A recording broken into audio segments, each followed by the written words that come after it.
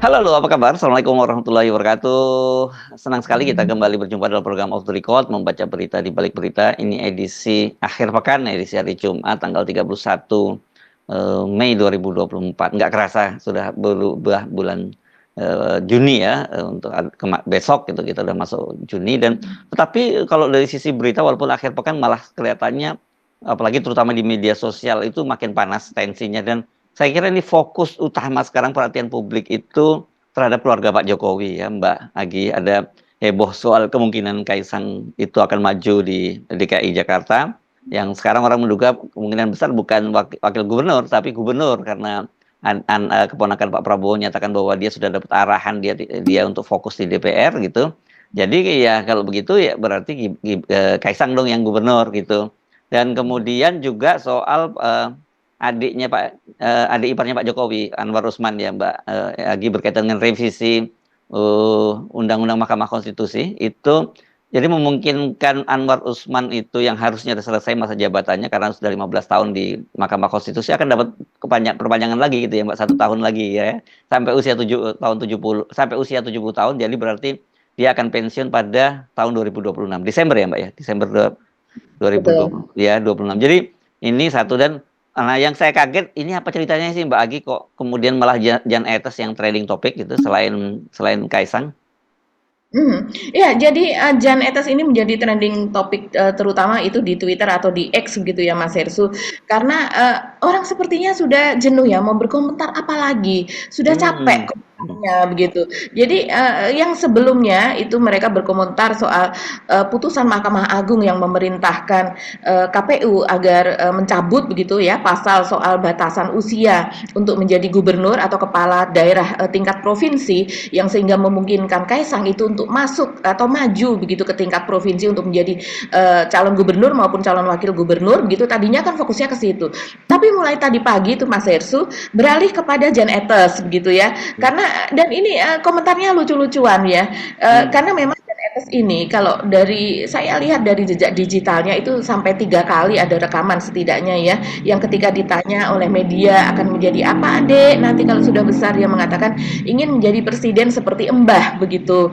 Jadi ini ya Embah kan tentunya Bapak Jokowi begitu, dan inilah yang kemudian disorot lagi oleh apa netizen begitu ya Mas Hersu, karena mereka mengatakan lagi-lagi mengatakan ya harus sabar gitu, nanti antri dulu. Jadi sesudah Gibran menjadi presiden baru Kaisang, sesudah itu baru jatahnya Jan Etes begitu ya. Nah, ini nanti mungkin kita simak juga komentar dari netizen. Ini tidak terhindarkan ya Mas Hersu, apa komentar-komentar kepada anak kecil gitu ya. Akhirnya masuk ke sana karena sedemikian banyaknya aturan-aturan itu yang dibuat yang sepertinya memberikan eksklusivitas gitu ya atau privilege kepada keluarga Pak Jokowi sehingga mereka terus bisa melanjutkan kekuasaannya, memperpanjang kekuasaannya begitu ya. Walaupun yang kita tahu pada 2 tahun yang lalu ketika Pak Jokowi begitu atau setidaknya orang-orang dekat Pak Jokowi mengatakan ingin memperpanjang masa berkuasa Pak Jokowi atau menambah periode begitu ya, itu kan memang gagal begitu. Tapi ini yang kemudian diterjemahkan oleh netizen sebagai ya yang itu gagal, tapi terus kemudian dilanjutkan kepada anak dan cucunya begitu. Jadi inilah yang kemudian menyebabkan Jan Etes ini menjadi trending, dan sampai sore juga saya lihat masih menjadi trending selain juga Tapera Mas Irsu. Ya ada Tapera, dan kemudian juga soal apa lagi yang ramai selain itu? Iya, dan satu lagi Mas Irsu mungkin yang perlu kita bahas, tapi ini hanya sedikit saja, yaitu soal buku cabul yang masuk ke dalam kurikulum.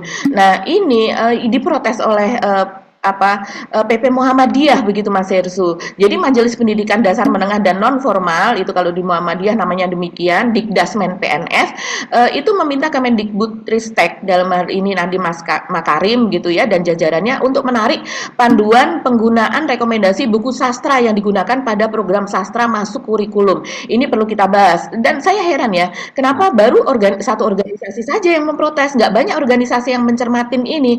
Karena isinya itu katanya bermuatan apa kekerasan seksual dan juga hubungan sesama jenis, kurang lebih seperti itu Mas Yesu. Dan itu masuk ke dalam buku yang direkomendasikan oleh Kemendikbudristek. Ya saya kira itu kita lanjutkan saja ya, karena kan hanya kita mungkin nggak terlalu panjang di situ ya. Ya. Tapi jangan lupa ya bahwa hal-hal semacam ini memang sangat halus ya cara masuknya. Itu bisa lewat budaya, bisa apa. Selama ini kan seperti itu, lihat film. Kalau kita lewat film banyak sekali yang seperti itu. Tapi bahwa kemudian ini masuk dalam kurikulum, saya kira ya ini betul-betul sangat serius yang harus mesti diwaspadai kan gitu. Iya ya, betul Mas Hestu. Kita masih ingat ya, mungkin beberapa tahun yang lalu, terus kemudian sekitar 10 tahun yang lalu, karena waktu itu anak saya masih sekolah ya. Jadi saya ingat peristiwa seperti ini, begitu bagaimana itu tidak hanya masuk ke dalam buku sastra yang direkomendasikan begitu, soal hubungan sesama jenis dan sebagainya itu, tapi juga masuk ke dalam buku-buku pelajaran gitu, terselip di situ Mas Hestu.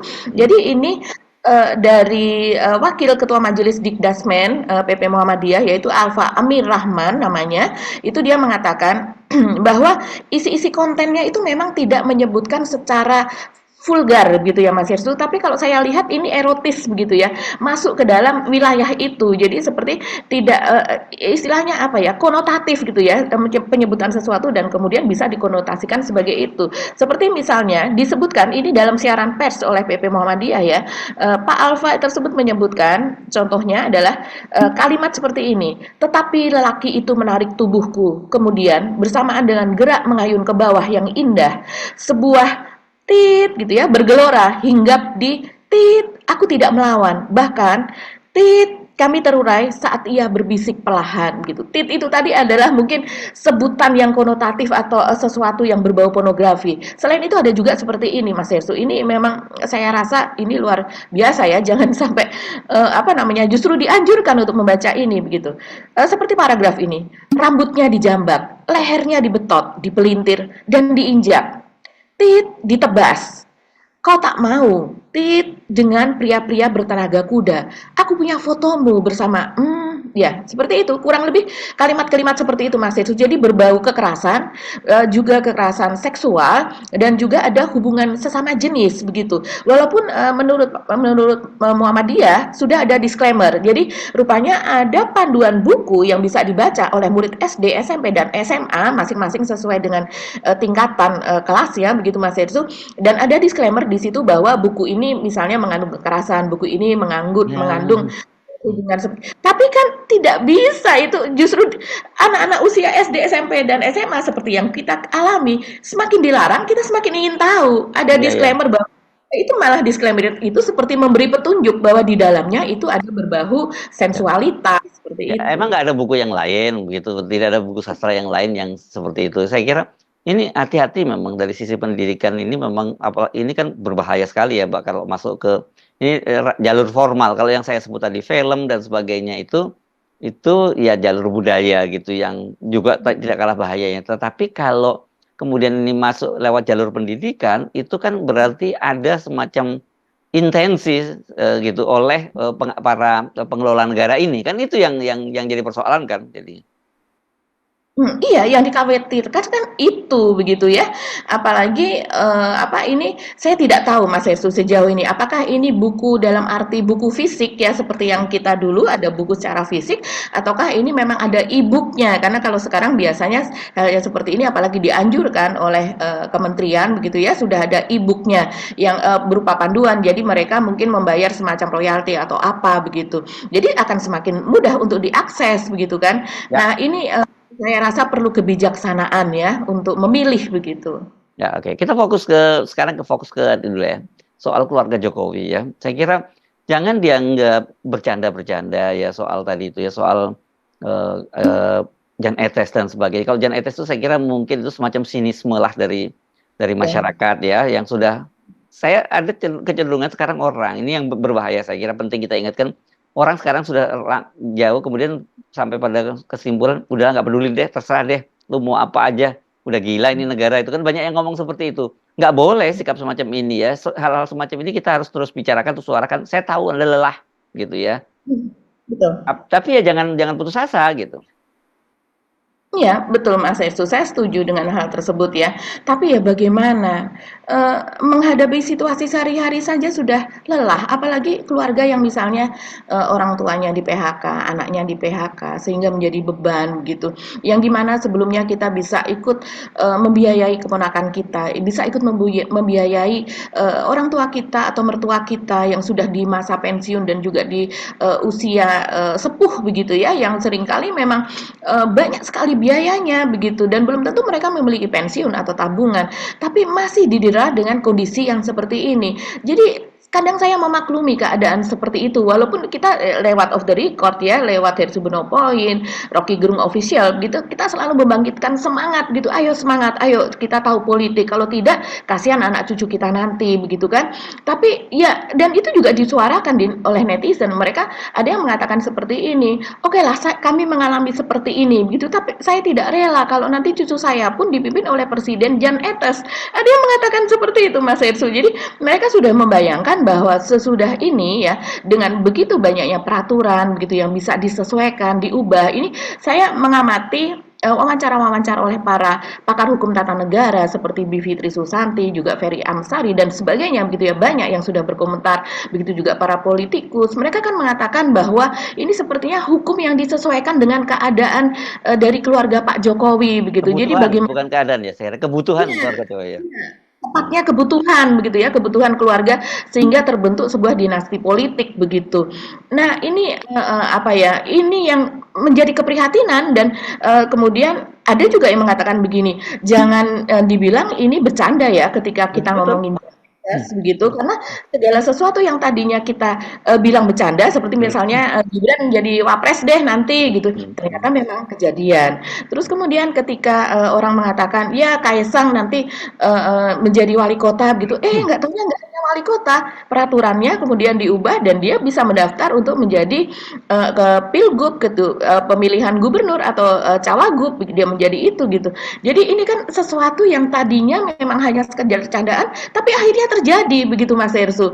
Inilah yang kemudian membuat orang lelah ya, karena Ya. semuanya itu diatur sepertinya seperti itu. Ya, oke, mari kita fokus pada kalau Jan Etes itu prediksi yang saya kira saya sepakat itu jangan dianggap bercanda-bercanda walaupun kelihatannya itu ya mengada-ada, tapi negara kita kan sudah gila banget ini realitasnya seperti. Mari kita fokus pada dua fakta ya Mbak yang saya kira memang tidak bisa tidak itu harus dikaitkan dengan kepentingan keluarga Jokowi. Soal Gibran udah selesai kita anggap ya. Maksudnya selesai itu artinya sudah terjadi, bukan selesai nanti dianggap banyak yang marah kalau saya bilang selesai. Sudah terjadi. Yang tadinya cuma dibantah bahwa belum cukup umur, belum cukup ilmu dan sebagainya.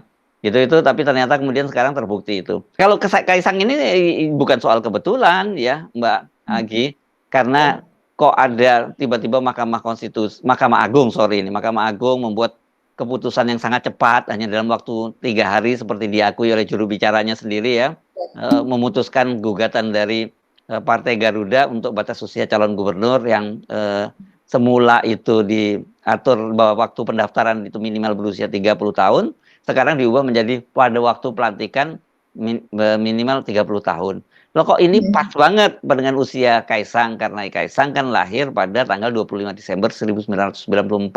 Artinya, saya nggak tahu pendaftarannya kapan, artinya pada waktu pelaksanaan pilkada tanggal 27 November nanti, Kaisang itu masih belum berumur 30 tahun. Artinya pendaftaran juga dia belum dong ya. Dia belum berusia 30 tahun. Tetapi bisa dipastikan setelah nanti pada waktu pelantikan ya dia sudah akan berumur 30 tahun. Nah kok ada aturan seperti ini kan, itu kan gila. Aturan itu kan syarat untuk misalnya gini, mau masuk Anda itu nanti Anda untuk masuk syaratnya itu usianya 17 tahun misalnya begitu, memilih pada 17 tahun atau terus tiba-tiba nanti waktu Anda boleh ikut pemilu setelah 17 tahun, tapi kemudian diubah aturannya. Nanti setelah waktu pemilihan presidennya ditetapkan presidennya, kamu baru berusia 17 tahun. Kira-kira gitu kan, saking gilanya itu ya. Nah, dan itu terjadi begitu loh Mbak Agi pada saat ini. Dan orang kemudian mau tidak mau itu mengkaitkan dengan Kaisang, bukan kita yang memulainya. Justru ini dimulai dari ketua harian dari Gerindra, Sufmi Dasko yang mengunggahnya di media sosialnya, dan kemudian Raffi Ahmad yang ini kita kenal sebagai orang dekat dan partner bisnis dari Kaisang yang mengunggah ini sih bukan sebuah kebetulan gitu loh Mbak Agi. Pasti ini ada kaitan, kita bisa pastikan itu ada kaitannya dengan Kaisang, apalagi kan sebelumnya disebut-sebut akan dipasangkan dengan Budi Satrio Jiwandono, ponakannya Pak Prabowo. Tapi kan kemudian ponakan Pak Prabowo, Budi, membantah bahwa dia sudah mendapat arahan dari Pak Prabowo untuk tetap meneruskan fokus perjuangannya di DPR. Artinya dia tidak akan jadi eksekutif gitu ya. Nah ini kan kalau begitu orang tanya, loh kalau gitu berarti bukan wakilnya Budi dong, berarti yang jadi gubernurnya Kaisang. Kan jadinya begitu mikirnya Mbak Agi. Belum lagi kasusnya Pak Anwar Usman yang nanti kita juga akan bahas lagi, kok ya undangnya direvisi juga gitu, undang-undang MK-nya kan gitu Mbak Agi. Iya iya. Nah, itu tadilah rentetannya Mas Hersu. Memang untuk Budi Jiwandono ini mulai mulai santer ya, orang menilai begitu, apa prestasinya selama ini begitu. Memang dia adalah anak dari Pak Sudrajat Jiwandono ya, ketika kita masih menjadi wartawan dulu kita akrab lah dengan para pejabat BI, salah satunya beliau ini masih menjadi gubernur BI begitu ya, kita tahu prestasinya. Tapi untuk Budi Jiwandono ini dia kan sebelumnya PAW kalau tidak salah ya, pergantian antar waktu menduduki itu karena ada kader Gerindra di anggota DPR itu yang meninggal dan kemudian dia terpilih lah jadi 2 periode begitu di DPR dan untuk dapil Kalimantan begitu ya dan tapi memang gaungnya untuk konstituen di Kalimantan itu memang tidak terlihat begitu ya Mas Irsu, setidaknya kalau kita cari jejaknya di media itu memang kurang begitu dan masyarakat ini menilai netizen, saya baca-baca komen dari mereka mengatakan salah satu masalah di Kalimantan adalah bukan salah satu, salah banyak gitu ya, soal lingkungan, soal air, juga banjir ya, yang belakangan ini banjir yang melanda Kalimantan. Tapi orang tidak mendengar gitu kiprah dia atau kemudian suara dia begitu, karena banjir ini kan terus-menerus terjadi setiap tahun di berbagai wilayah begitu, dan kemudian kalau sudah banjir tidak hanya sehari dua hari, bisa sampai sehitungan minggu begitu. Dan ini kiprahnya sebagai anggota dewan itu kurang terdengar begitu. Nah, sekarang kalau saya di Jakarta masalahnya juga sama, masalahnya salah satunya banjir. Apa yang akan dia lakukan gitu di tempat lama banjir, di tempat baru banjir gitu. Apa solusinya? Orang mulai mempertanyakan itu Mas Hersu soal kapabilitasnya dia kalau seandainya menjadi gubernur dan kemudian diikuti dengan berita bahwa Budi sendiri mengatakan bahwa dia sebenarnya tidak akan maju untuk menjadi gubernur karena sudah mendapat arahan untuk meneruskan menjadi anggota DPR. Nah, ini membuat kita bertanya-tanya Mas Hersu karena kok tapi dibuatkan poster gitu ya bersama dengan Kaisang. Persis seperti Mas Hersu tadi. Orang akhirnya menduga bahwa Kaisang inilah sebetulnya ya tokoh yang akan dijadikan sebagai gubernur begitu. Sebelumnya kalau kita melihat jejaknya Mas Hersu itu Riza Patria sepertinya yang digadang-gadang untuk menjadi gubernur DKI Jakarta Ya begitu. Karena sekarang ketua DPD ya, ketua DPD Gerindra Jakarta ya.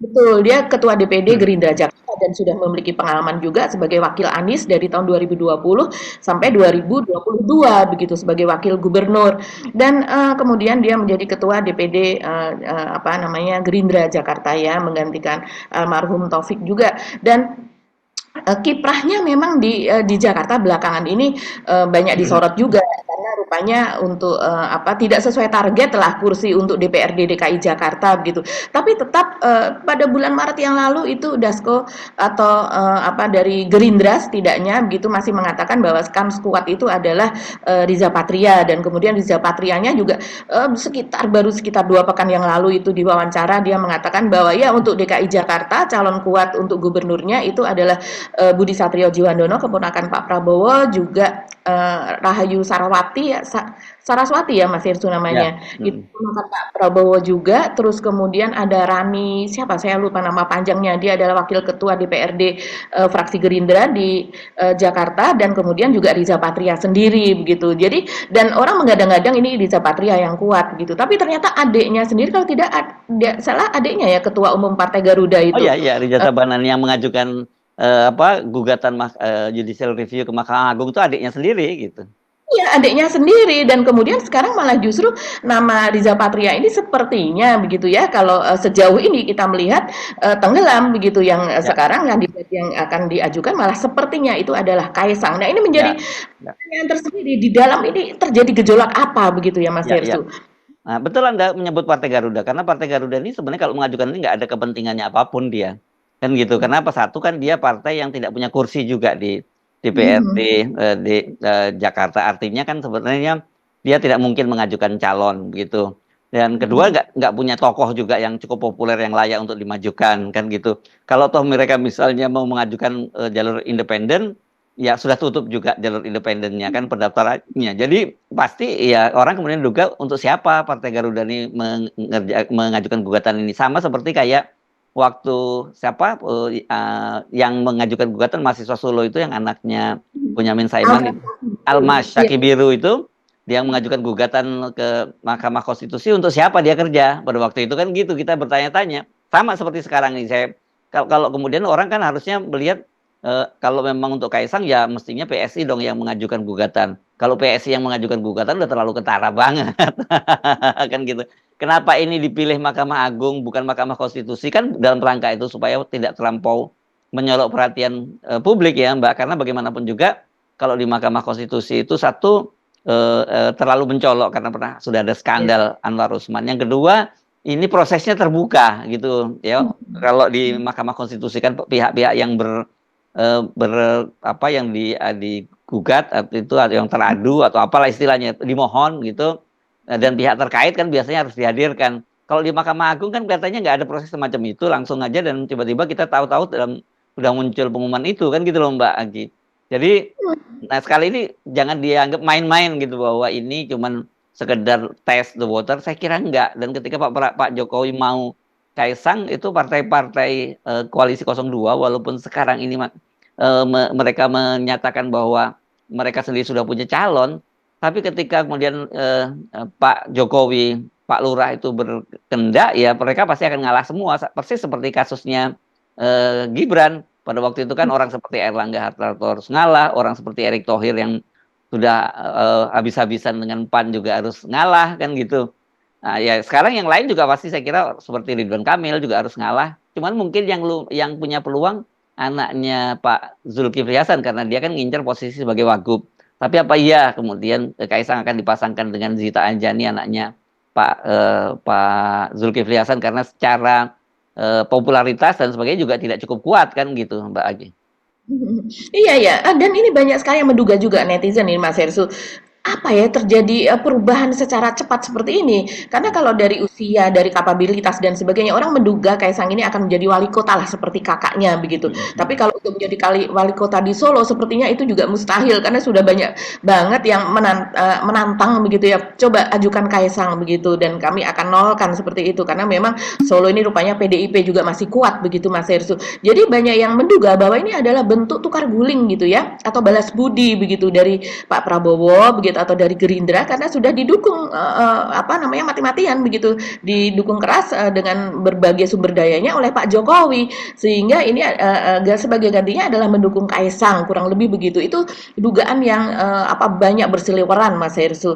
Dan kemudian ya orang makin nggak percaya ini sama hukum kok bisa dibuat seperti itu. Makanya ini lucu-lucu sih Mas Hersu komentar terhadap kita kembali kepada trending topik Jan Etes tadi ya, seperti misalnya seperti ini pesimisme masyarakat seperti ini. Jan Etes lulus SD, batas usia kepala daerah kini diturunkan jadi 12 tahun begitu. Dan jadi akan diturunkan jadi 12 tahun. Kemudian ada yang menjawab, next pencalonan kepala daerah baru masuk kehamilan 3 bulan boleh maju begitu. Jadi nanti kan pada saat pelantikan mungkin dia udah usia berapa. Jadi ketika masih di dalam kandungan 3 bulan pun sudah bisa maju begitu ya Mas Hersu. Kemudian usia minimal pencalonan titik 2 embrio. Jadi ketika masih menjadi embrio jadi makin kecil bahkan sebelum ada wujudnya belum dilahirkan pun sudah bisa didaftarkan begitu, sudah bisa diusung gitu. Ada juga yang mengatakan kemudian jadi ingat ke sebelum-sebelumnya yaitu sekitar beberapa bulan yang lalu Mas itu sekitar bulan Februari ini memang rame ya menjadi trending topik ketika si Mungil Jan Etes ini anaknya kan lucu ini banyak yang menyukai dan kepada Jan Etes karena dia memang anak ini berani Mas Hersu begitu, bahkan dikatakan sebagai jubir Pak Jokowi karena kalau diwawancara juga dia berani begitu ya.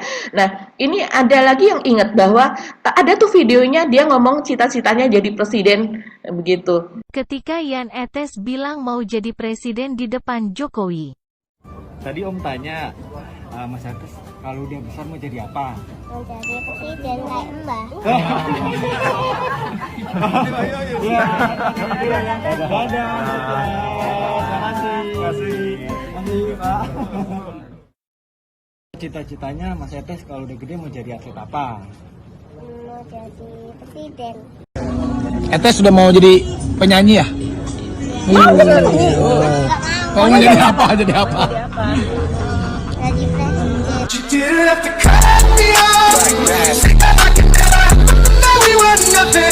Jadi inilah yang kemudian ingatan orang bahwa ini pasti tidak berhenti di situ saja. Sementara kalau saya sendiri juga ingat ya, ingat apa yang dikatakan oleh almarhum Pak Rizal Ramli. Dia mengatakan bahwa Pak Jokowi tidak akan berhenti begitu saja. Dia tidak akan berhenti di titik ini saja. Dia pasti akan terus begitu kan, untuk apa keluarga dan untuk kekuasaannya begitu. Jadi ya itulah Mas Ersu yang sekarang ini terjadi, gegap gempita di media sosial begitu. Ya, nah kita tambahkan lagi ya soal ini tentu faktor Pak Anwar Usman ya. Yang ini yang ngomong itu nggak main-main karena yang ngomong adalah Pak Mahfud MD juga ya, salah satunya ya Mbak Agi ya, sebagai mantan Menko Polhukam dan juga mantan cawapresnya Ganjar. Ini berkaitan dengan revisi batas usia pensiun Hakim Mahkamah Konstitusi, dan orang kemudian mengkait-kaitkan ini kelihatannya revisinya untuk kepentingan Anwar Usman bukan yang lain-lain gitu.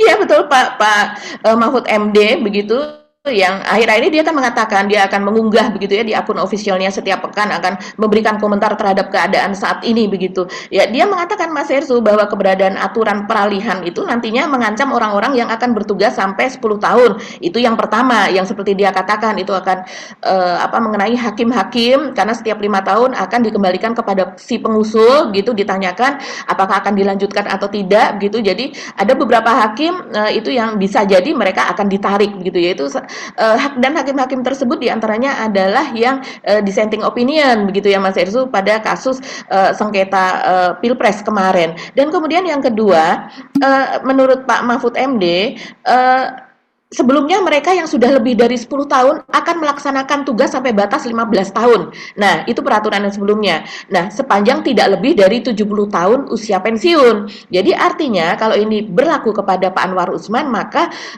dia pada tahun 2025 itu sudah harus pensiun karena sudah memasuki usia 15 tahun karena dia lahir pada bulan Desember, jadi akhir tahun 2025. Dan kemudian ternyata yang baru ini Mas Irsu isinya kurang lebih sekarang bagi mereka hakim konstitusi yang sudah bekerja 10 tahun lebih, maka dia dinyatakan berhenti atau berakhir masa tugasnya pada saat usia 70 tahun. Jadi ada klausul atau ini. Jadi kalau seandainya pun dia sudah 15 tahun begitu, dia masih tetap berkesempatan hingga berusia 70 tahun, dan artinya itu baru pada tahun 2026. Jadi nambah lagi 1 tahun. Nah, menurut Pak Mahfud MD ada istilah hukum tersendiri untuk situasi atau kondisi tersebut, yaitu positivis instrumentalistik. Ini apa ya? Jadi menurut dia, mereka yang berkuasa akan mempositifkan aturan-aturan yang mereka inginkan sebagai instrumen. Ya. Sehingga apa saja yang diinginkan dijadikan hukum positif. Apa saja yang diinginkan dijadikan hukum positif. Ya. Itu yang sering kita sebut. Kalau ada aturannya yang menghambat, ya aturannya itu diubah, seperti dalam kasus Kaisang, kan gitu, dan juga kasus Gibran sebelumnya. Kalau tidak ada aturannya, jadi kita buat aturannya. Itu tadi yang terjadi pada Pak Anwar Usman. Jadi ini luar biasa ya, betul-betul. Meskipun kita negara ini negara republik ya, kalau seperti itu yang terjadi itu namanya negara kerajaan gitu. Kan dalam kerajaan itu ada namanya istilah sabdo pandito ratu gitu ya. Sabdo pandito ratu itu apapun yang diomongin oleh raja ya harus dijalankan gitu. Dan kemudian ada juga istilahnya kalau dalam bahasa Jawa itu geni Mbak, penguasa itu ya, lidah api gitu. Jadi siapa-siapa yang melawan gitu kalau dia bisa berbahaya itu karena lidahnya lidah api. Dia tinggal perintahkan, dia perintahkan pada aparat-aparat kekuasaannya, tangkap itu, tangkap ini, itu dia bisa melakukan itu kalau dalam ini filosofi Jawa ya, yang disebut sebagai satu pandito ratu, yang satunya itu geni gitu. Luar biasa ya. Jadi ini memang betul seperti katakan Pak Pak Mahfud yang dijelaskan oleh Mas Hersu. Lebih jauh ini Pak Mahfud mengatakan begini. Nah, itu ciri-ciri hukum otoriter. Negatifnya bisa dilihat dari situ. Untuk mempermudah Pak Prabowo melakukan langkah-langkah tanpa banyak diinstruksi masyarakat sipil, tanpa banyak diinstruksi parpol-parpol oleh aktivis, oleh kampus-kampus dan sebagainya. Jadi ini tidak hanya kepada keluarga Pak Jokowi, tapi kepada penerusnya. Karena Pak Prabowo ini akan meneruskan cita-cita, langkah-langkah dan semua program-program dari Pak Jokowi. Begitu.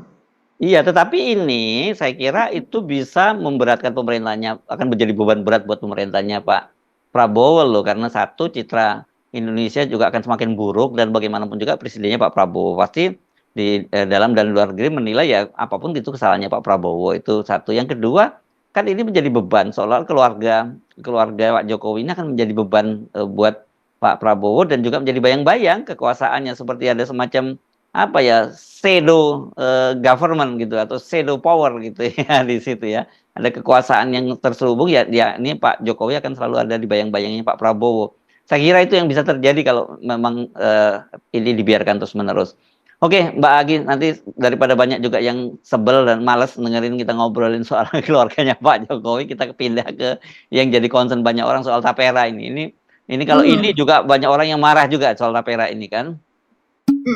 Iya, ini bahkan sudah disorot oleh media asing, Mas Hersu, setidaknya seperti Central News Agency ini dari Singapura, begitu juga Benar News dari US, begitu ya. Mereka menyorot soal ini karena tidak hanya terkena kepada ASN, TNI, Polri, dan juga swasta Indonesia, tapi juga kepada pekerja asing. Gitu. Jadi pekerja asing yang minimal 6 bulan bekerja di Indonesia, mereka juga akan dikenai tabungan tersebut, dan kemudian bisa diambil begitu ya ketika mereka sudah tidak bekerja lagi di sini. Tapi saya membayangkan pekerja asing kan nggak boleh beli rumah di Indonesia, mereka juga tidak akan melakukan renovasi atau apa. Jadi ini kok aneh betul ya. Di sisi lain, dan dia akan disebut sebagai penabung mulia ini ya. betul, disebut sebagai penabung mulia. Tapi kalau seandainya kita melihat, Mas Hersu ya, apa yang dikatakan gitu oleh PUPR begitu ya, yaitu Sekjen Kemen PUPR Zainal Fatah, ini memang betul kok. Dia mengatakan, Mas Hersu, bahwa ini memang untuk membantu orang lain punya rumah gitu, karena skemanya sampai selesai dia pensiun pun seperti yang kita diskusikan, itu dia jumlahnya tidak akan pernah bisa untuk membeli rumah gitu. Dan kita juga mendapatkan banyak tanggapan loh, Mas Hersu, di off the record, komen-komen dari pemirsa. Nah, ini kita bisa lihat nih komen-komen pemirsa seperti apa. Mereka ada yang mengatakan, iya jumlahnya sangat besar, cukup untuk membeli rumah, tapi membeli rumah kucing saya, katanya begitu. Ada juga yang mengatakan bahwa mereka hanya dapat 7 juta, ada dapat 8 juta, ada yang hanya sekitar 5 juta, padahal sudah menabungnya puluhan tahun, sampai suaminya meninggal pun begitu ya. Dan ada yang juga mengatakan bahwa sudah diikhlaskan begitu, karena memang dia pun tidak tahu bagaimana cara mengambilnya, sudah beberapa tahun sesudahnya begitu. Nah, ini kalau menurut Zainal Fatah, Mas Hersu, dia menjawab seperti ini.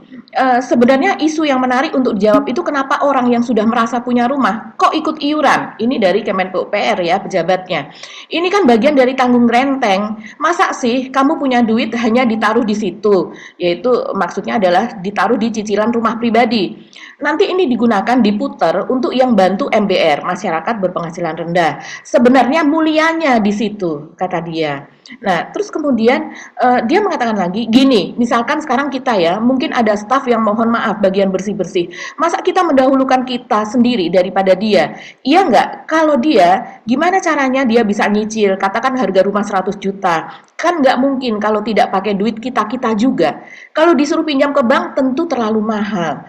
Nah, dia kemudian menilai program iuran tapera sebetulnya juga dorongan agar mau bersedekah kepada masyarakat untuk bisa memiliki rumah. Jadi memang betul, berarti kita melihat bahwa si penabung itu tidak dimaksudkan untuk memiliki rumah, begitu ya. Karena dalam klausulnya pun yang bisa mengakses untuk pembelian rumah itu pertama adalah rumah pertama, yang kedua adalah masyarakat berpenghasilan rendah. Sementara sasaran dari si penabung bukan masyarakat berpenghasilan rendah, yaitu mereka yang sudah di atas upah minimum daerahnya begitu kan. Jadi dianggap dia sudah kelas menengah. Nah, mereka ini tidak bisa mengakses begitu. Jadi memang yang mereka yang menabung itu tadi disebut mulia. Mereka wajib ini sebenarnya kalau bersedekah itu kan keikhlasan ya, tapi ini diwajibkan untuk bersedekah begitu Mas Hersu. Dan Nah, tanggung jawabnya kan harus kalau seperti ini tanggung jawab pemerintah bukan tanggung jawab masyarakat kan Mbak Agi.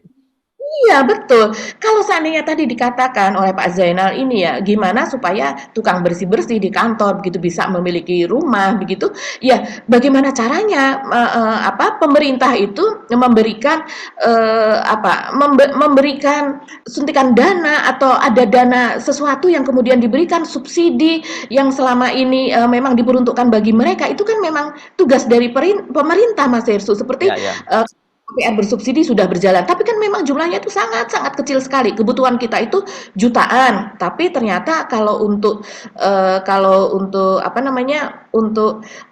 tapera ini katanya itu per bulan per tahun itu hanya beberapa. Jadi dari jumlah yang seharusnya berapa itu hanya sekitar tidak sampai 20% begitu Mas Hersu yang bisa terpenuhi.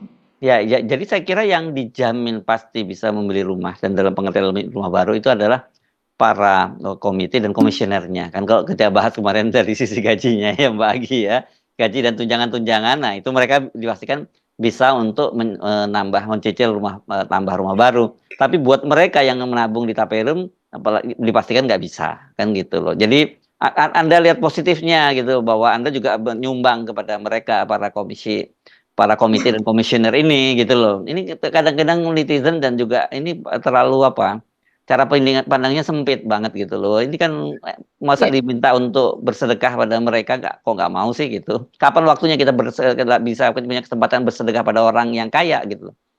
Iya iya.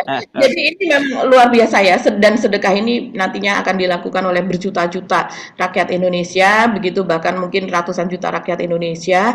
Dan mereka seperti yang kita katakan kemarin, sekarang ini memang ramai banget Mas Irsu, media itu menyoroti soal gaji 43 juta para komite dan komisioner begitu ya, yang maksimal digaji 43 juta, tapi itu di luar dari insentif, asuransi dan sebagainya.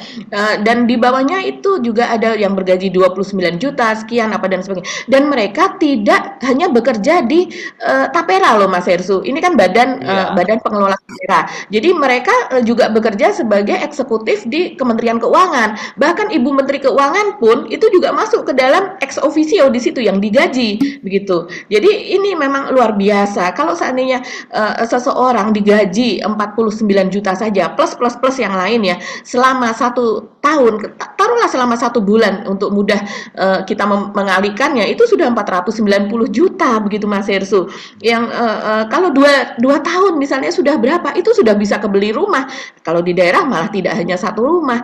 Jadi ini benar sesuatu yang sangat-sangat tidak adil gitu, orang yang di bawah diperas. Dan juga ada sekarang media itu membuat perhitungan-perhitungan lah Mas Hersu. Dan lagi-lagi yang dipakai sebagai patokan itu adalah UMR di Jawa Tengah, yaitu 2.036.000, yang kemudian perhitungan itu yang diasumsikan itu ternyata bunganya sekitar 8,69% dari simpanan tahunan ya, bunga tahunan itu, sehingga mereka tabungannya itu dari pihak Tapera mengistilahkan pemupukan gitu, artinya adalah bunga ya, itu sebesar 63.722 begitu per bulannya dapatnya kalau di rata-rata. Tapi ternyata setelah menabung selama 30 tahun, orang yang berpenghasilan 2.036.000 tadi hanya mendapat 23.910.180.000, taruhlah menjadi 24 juta. Nah setelah 30 tahun dari sejak dia saat menabung tadi, bisa kebeli nggak itu rumah begitu? Padahal untuk uang DP aja nggak cukup Mbak gitu, apalagi dengan perhitungan inflasi aja. Ya. Inflasi saja sudah luar biasa, dan lagi orang ini ya Mas Herus yang menabung, dia kan seringkali orang walaupun berpenghasilan rendah ya, dia supaya tidak mengontrak terus, dia tetap melakukan cicilan misalnya di rumah subsidi atau di rumah kecil gitu ya, sehingga dia terpaksa harus membiayai rumahnya sendiri yang dia KPR entah berapa belas tahun atau puluh tahun juga, sementara dia juga harus bersedekah yang dipaksa itu tadi. Ini saya rasa sangat-sangat tidak adil gitu. Yes, oke, lagi. Jadi sekali lagi kita mesti ingatkan bahwa meskipun yang kita bahas adalah kabar buruk dan tentang situasi Indonesia makin memburuk, yang Anda membuat semakin putus asa menghadapi situasi di dalam negeri ini, dan tapi kemudian Anda merasa tidak berdaya, jangan pernah berhenti ya untuk terus menyuarakan kebenaran gitu. Karena saya kira kalau Anda itu kan ada adagiumnya ya, kejahatan itu bisa berkuasa, bisa merajalela itu bukan karena mereka kuat, tapi karena orang-orang yang baik itu hanya tinggal diam saja. Jadi jangan jadi bagian itu ya. Kita mesti jadi bagian orang yang terus menyuarakan soal adanya kebatilan itu. Ya Mbak Gia? Iya ya, kita berhenti sejenak, rehat gitu. Ada nih pemirsa on the record yang mengatakan begitu. Saya kemarin sejak putusan MK itu saya sudah tidak mau melihat, bahkan nggak ngelihat off the record lagi Mas Hersu, tidak melihat semua konten dari Mas Hersu, Bang Rocky dan sebagainya. Tapi setelah melihat ini dia bilang, Bismillah saya akan semangat lagi. Yuk kita semangat, rehat sejenak Ya. nggak apa-apa. Tapi di situ kita semangat lagi. Oke, baik. Terima kasih. Sampai ketemu lagi awal pekan depan ya. Saya sebenarnya. Dan saya Agi Beta, terima kasih atas perhatian Anda. Tetap salam 0%. Wassalamualaikum warahmatullahi wabarakatuh. Waalaikumsalam warahmatullahi wabarakatuh.